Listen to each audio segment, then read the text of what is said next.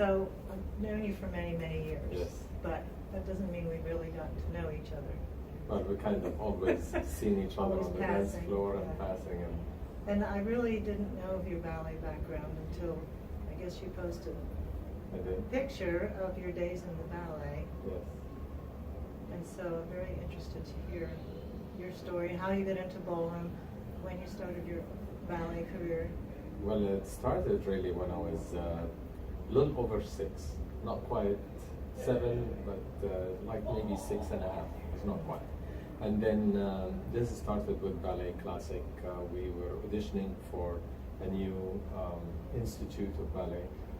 How did you start? Were you interested in dance? Were your parents dancers? My dad was a professor in the Academy of Art, and he knew of the new academy, what they're going to put in as far as an institute.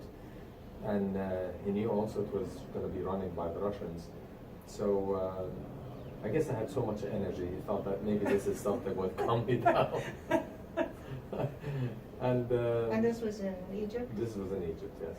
And then I went to audition, and there was about 750 kids auditioning. And how many boys? Well, quite a bit actually, quite a bit of boys and girls. The thing is, what they have taken afterwards was 16, 8 boys and 8 girls. Out of all this? Out of 750. I mean, we really went into 3 days of grueling exams and so on. Had you been trained? Were you just looking No, at your body to see if you... No, they looked at everything, looked at your musicality, how you hear the music, how your body structure is. They did not want to have kids that their muscles already have formed. Already They set, wanted yes. to really have kind of plasticity in the body. And we've gone through several exams, and I was one of the lucky ones, I guess. And they took me, and You got all the right stuff. I guess so. I did at that time, but I didn't know it. But really, the change came in after 2 years. I walked in and I thought, oh my God, I'm in a candy store almost. You know, I have girls and boys, and this is really great. And the girls are wearing bathing suits. And wow, this is awesome. But you were still very And young. I was really young. You liked but, the girls. Oh, I loved girls. I still do. Not girls, I mean ladies. I want to just Yeah, make we'll that clarify clear. And you know, I thought this is going to be fun. You know, I really didn't know much about ballet, but you learn very quickly that this is a serious thing. The first 2 years are probation, and they can fire you. So imagine if you're, let's say, at 7 or 8, and somebody's firing You get fired? I mean, it's like really, it's a scary thing. It really was, and I was going to get fired. Yuri Pavlov was the director of the Bolshoi Theater, and he was actually the director of our school at the time. He gave me one chance, just one chance. He said, "You've got one chance." And the way he asked me the question, actually, he said, "You know, I can give you tickets for the rest of your life. You can come and watch the ballet anytime you want, you know, or which one would you like? Would you like that, or would you like to participate?" He said, "I want both. I want the tickets and I want to participate." Why do you say you were going to get fired? Were you not? Because I was really goofing off, and it's like a military Too much school. of the candy store. Too much of a candy store. It was really, it was. I mean, it was definitely too much of a candy store, and I was goofing off, and after that day, it was the end. I mean, the next years after this, I became almost the top of the class, and graduated as a principal dancer. And How old were you then? I was 13 years old and going on to 14. I was kind of in between. I was not really quite 14, and I was past the 13 probably. And graduated, and then went to Russia and studied there, and danced with the Bolshoi Theater, which was quite an honor. Danced with the Kirov Theater, which is So the you Theater. were a teen when you were dancing. I was about 17 at that time, and 17, 18, and we were dancing, and we were granted 4 performances per month for whatever the season was. And 4 performances, either it's going to be with the Bolshoi or either it's going to be with the Mariinsky Theater. And we were You were lucky. in the big time. Big time, very big time. And afterwards, we started touring the world. Many of the European countries danced at the Paris Opera House, at the Royal Ballet Canadian, in England with the Royal Ballet, and the last company I danced with was the Metropolitan Opera House. And I stayed with the Met for about 3 years. And after that 3 years, I decided, I want to do something else. I was sitting one time actually taking class with Rudy, Rudolph Nuria. It was Stanley Williams' class at New York City Ballet. And we were sitting together, and I was telling him, he's like God to us, Yeah. and all these things and all the stories that used to take place when we were kids. And he said, Sarwat, I would give all what I have for 2 years of your youth. And when I heard that, I was shocked. I was really shocked. Rudy was like literally God to the ballet world. Misha had come in already, Misha Baryshnikov. He was already in the city, but Rudy's still Rudy. And I told him, you have everything. I mean, you've got everything. You've got movies, you've done books, you dance in every fair in the world. You're the artistic director of the Paris Opera House. You conducted the Paris Opera House Orchestra. I mean, what else? I mean, money you have an apartment in Dakota. Yeah, you want to choose. And I really at that time I realized that I don't want this. I don't want to ever regret or have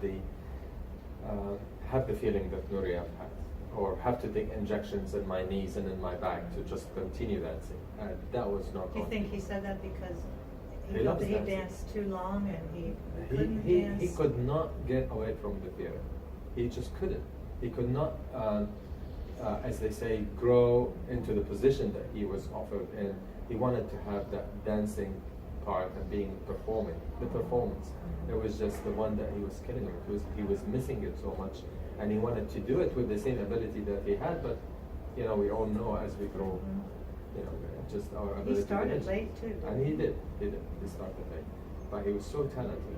Artistically, he was so talented. And physically, he was amazing to look at. All these lines were just gorgeous. And he was really a great dancer. I mean, just a great dancer. Did you feel in yourself that you would have that same approach? I was afraid to end up with having that desire, because I knew that dancing kind of induces these drugs within you that you just love it so much. You don't want to give it up.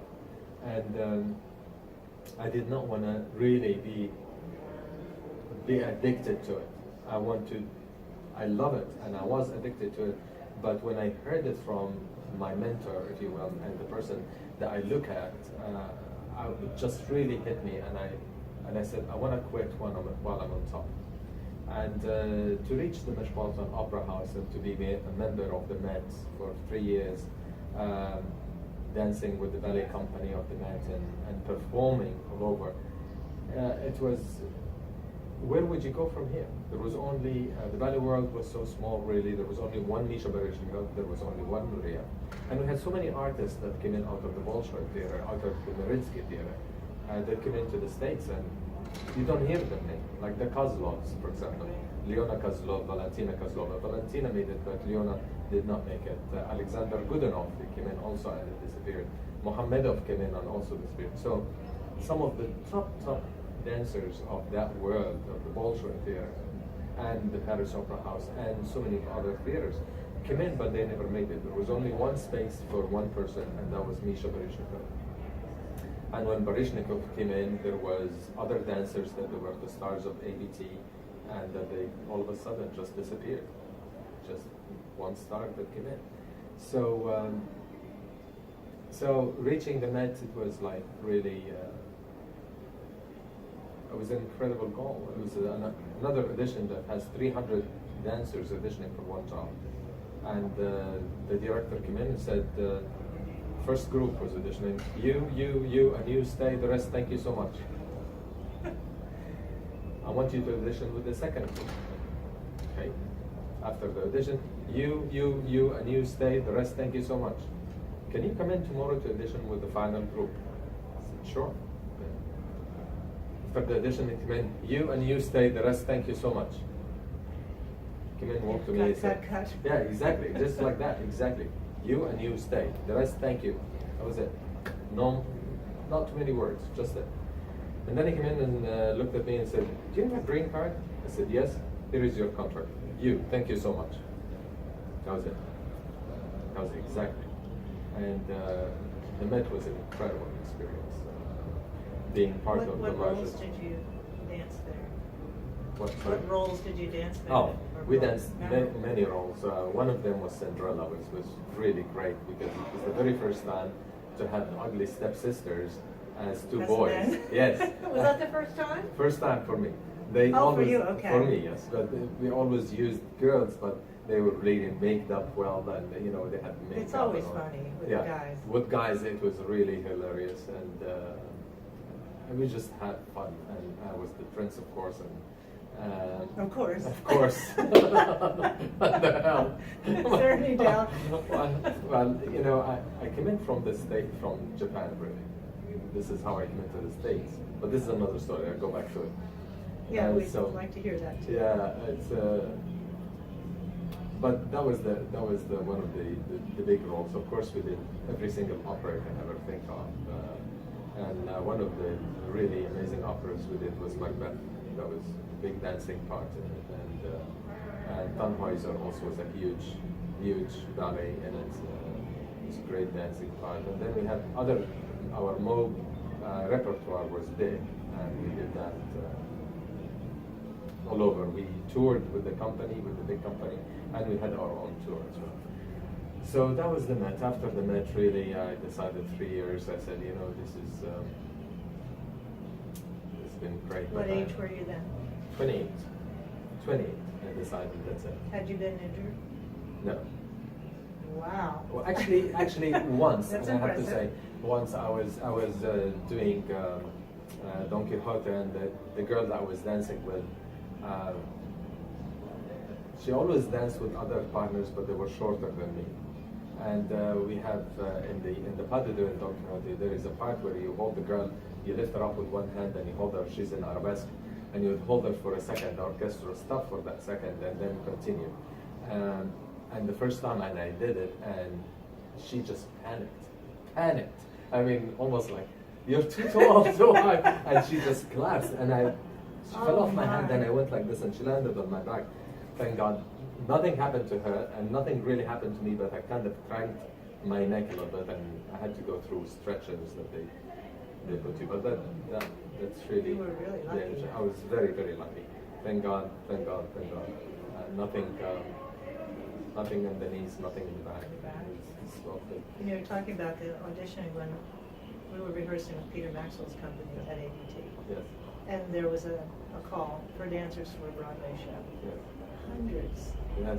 There were hundreds of girls, and there were hundreds of boys, and there were maybe 6 parts. Yeah. 3 girls and 3 boys. Yeah.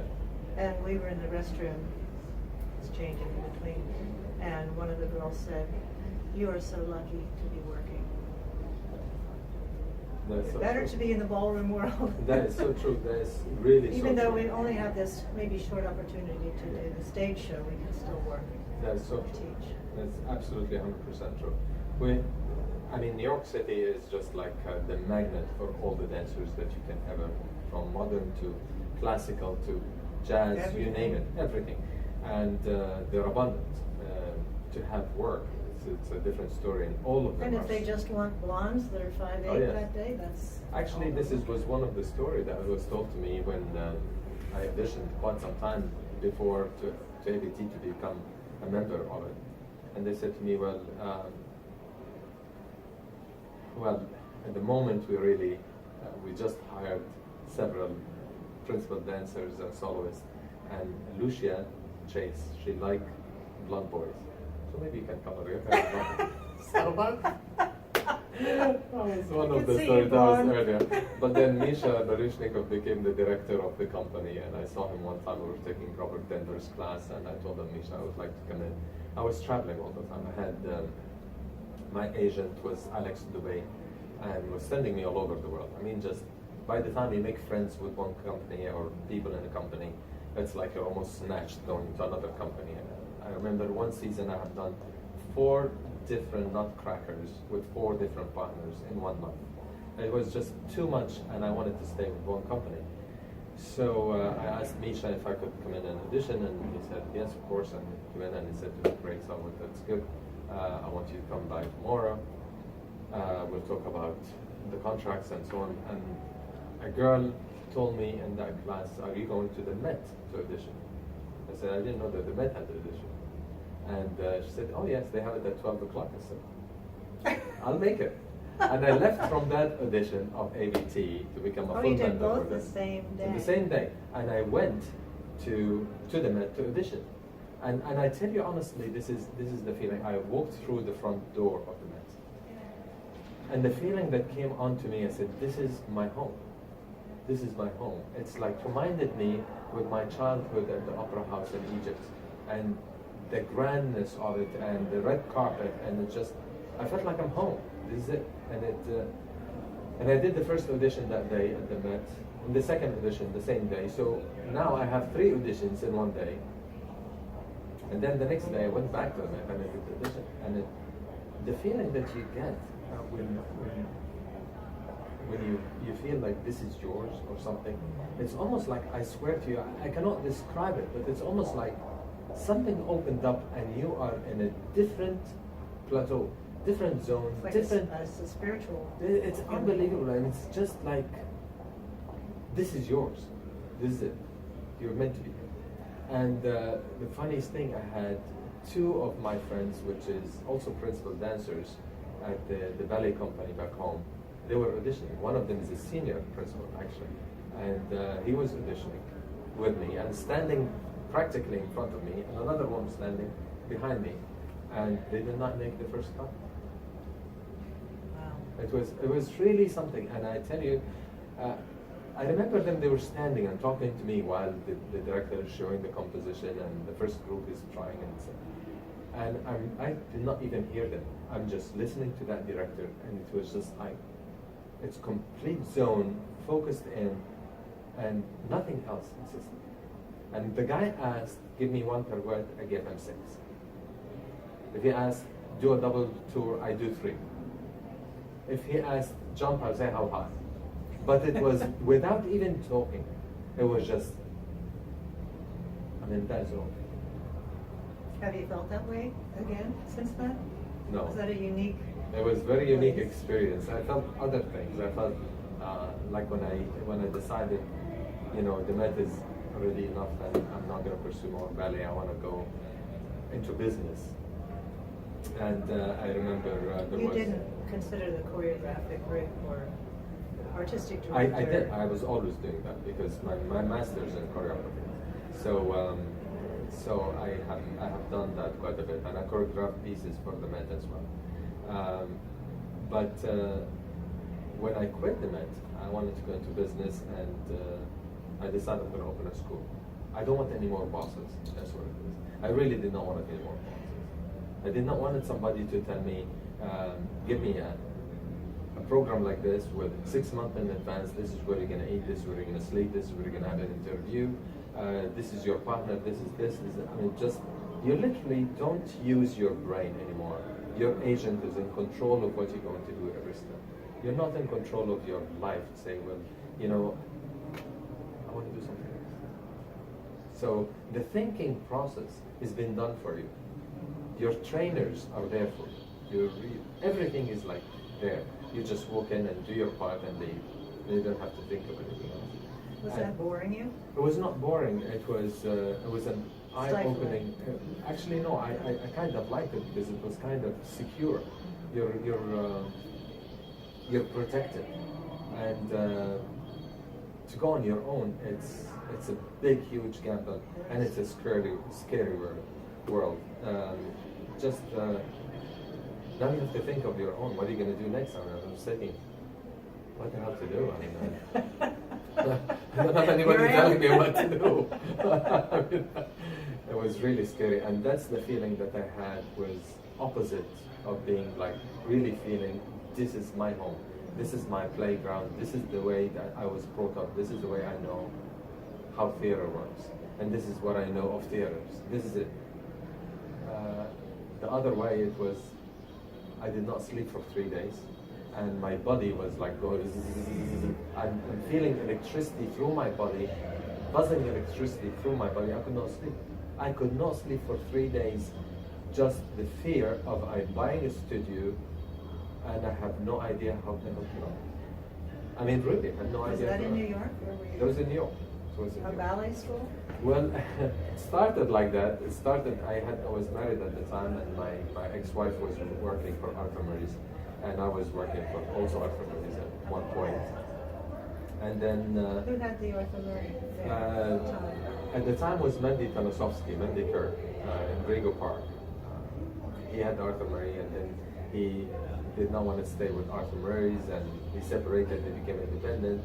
And Sarwat Kaluby was working for him, and he bought the school in Great Neck, Long Island, and I had worked for Sarwat for a lot of time, a few months, and then. Did you work for him while you were still dancing ballet? While I was still ballet, yes, I did. I didn't know you worked. Yeah, he needed help, and I was teaching about 40 lessons a week, and get up early in the morning and go to Manhattan to my classes 7 o'clock, and be in Great Neck by 12 o'clock, and teach and go home.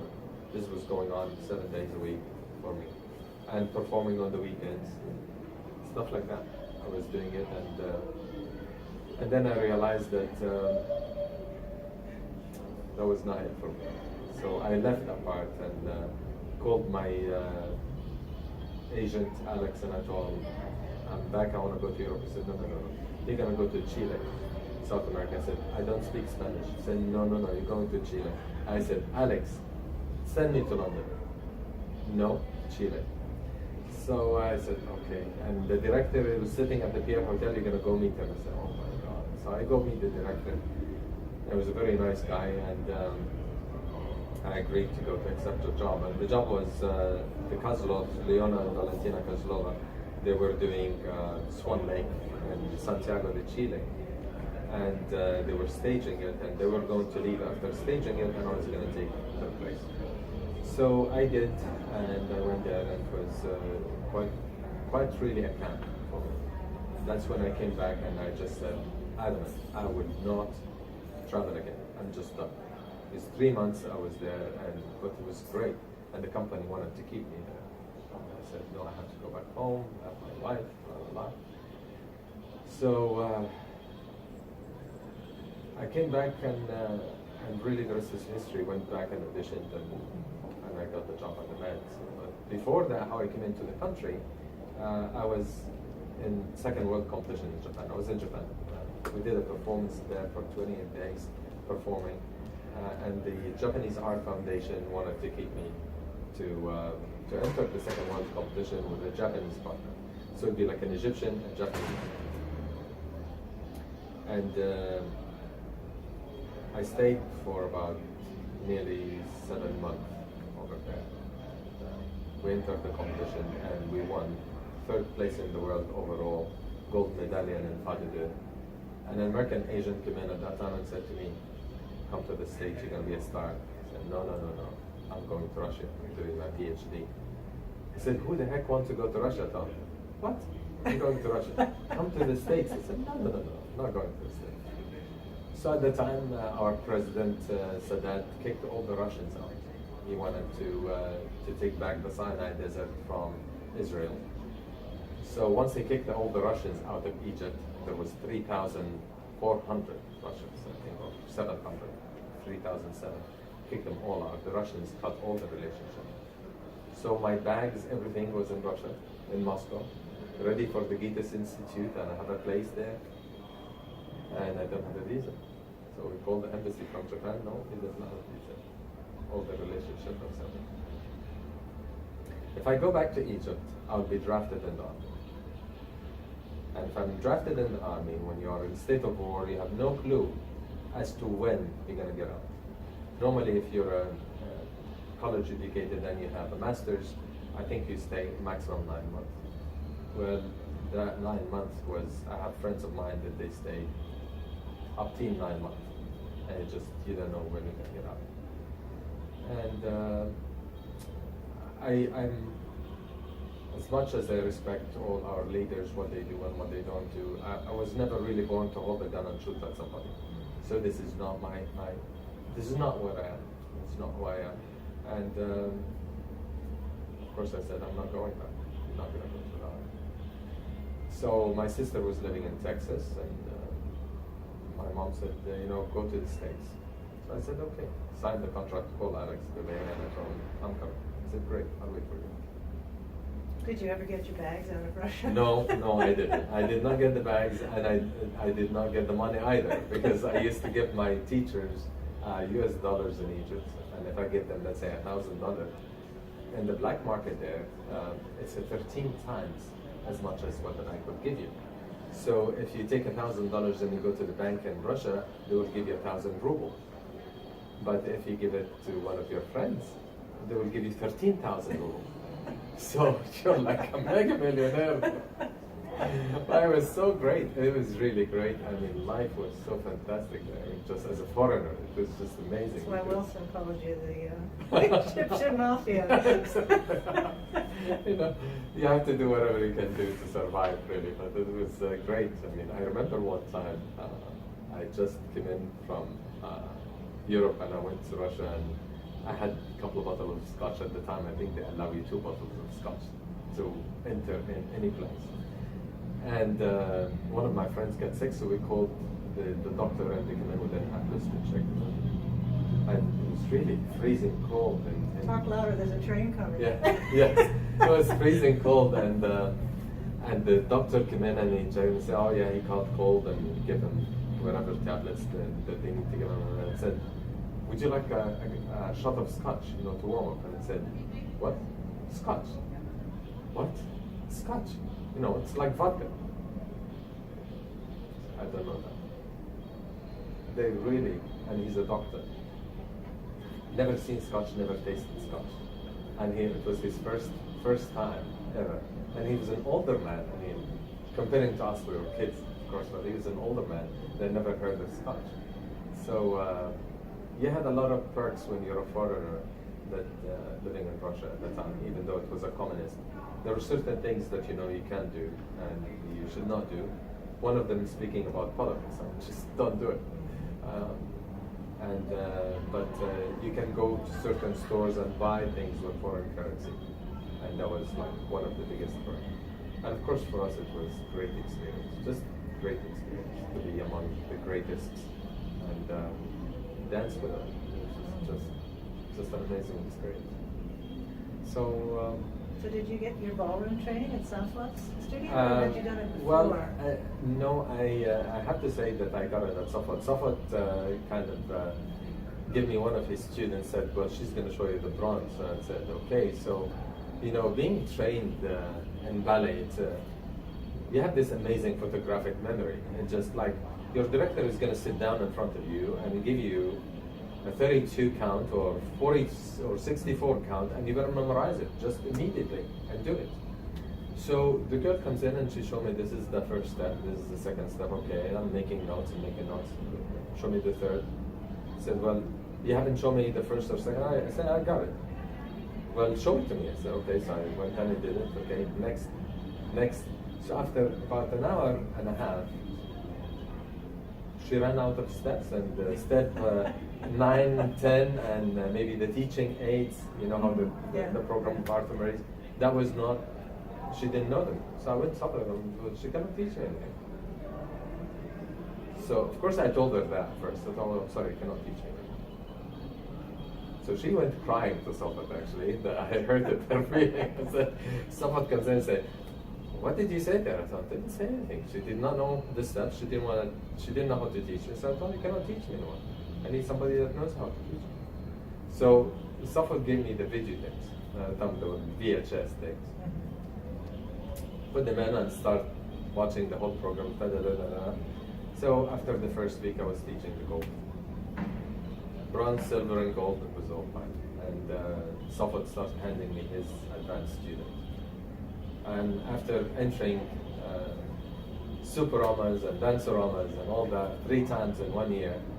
And I won top teacher, top teacher, top teacher. And one time I was like, we got tied, myself and Jerry Paris. I don't know if you remember Oh, Jerry yes. Paris. Yeah. So I got tied with them, we were top teachers.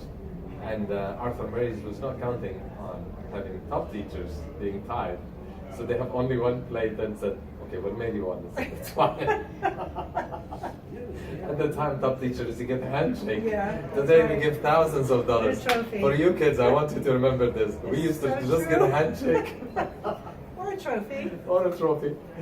No money. No money. Oh my God. Not a nickel. So I remember very well. I went top of the thumb. So what else? I mean, I've done this. I What do I remember get? Phil Masters at one point, he said, we have to start giving more than used dental floss to our adult teachers at the dance board meeting. Really? You should have. Should have started a long time ago. Oh, Phil, he's still kicking. He's doing great. So, but yeah. What years were you in the Great Neck Studio? Great Neck, it was 1978, 78. It was So in the it was like- 80s that I started going to Sarwat school, so I missed you. Yeah, I had gone because in 1981, 82, and 83, this is when I was at the Met, and at the end of 83, this is when I opened my first school. And I remember the first phone call I got from Sarwat said, not to say congratulations, said, don't steal my student. I said, what? No, here I am in Ringo Park, he's all the way in Great Neck, and I'm saying, you got to be kidding me. Was Maria there then? The student Maria? Mary. I thought it was Maria. Mary Z? Or which Maria? I think I don't know if she was also from Egypt. Oh, Mona. Maybe. It was Mona, her name. Mona, his sister. Well, his sister was teaching there. Yes. She was a ballet dancer. Yes, yes, Yeah. she was. Yeah, Mona and my ex-wife are But he really had good another student. I thought her name was Maria. Sam called her Maria a hot one. Oh, The Maria. hot one. Oh my God, she is a hot one. She was my student. Maria Farcoa. Her Yes. name. Maria yes. Farcoa. And Oh I my coached her God. many times, and she was I so remember I great. took her to the first competition, and we're doing mambo, and all of a sudden, she smacks me with both hands on my chest, pushed me away, and she's going. And I said, That's oh all my God, what are you doing? She'd go to Southwood, she'd look at me, and she'd go, I swear. Exactly. Because she couldn't get a rise out of him. Oh, forget it. Maria was a blast. She was Lebanese, actually. Okay. She was Yeah. lovely. She was a lovely lady. I had 3 students, actually. I had Maria Farcoa, and I had Barbara Kitzes. I don't know if you remember her. I remember her. But she came in, she was this big. And when I left, she was like, Wow. really, she was amazing. Amazing. I took her from bronze all the way to gold.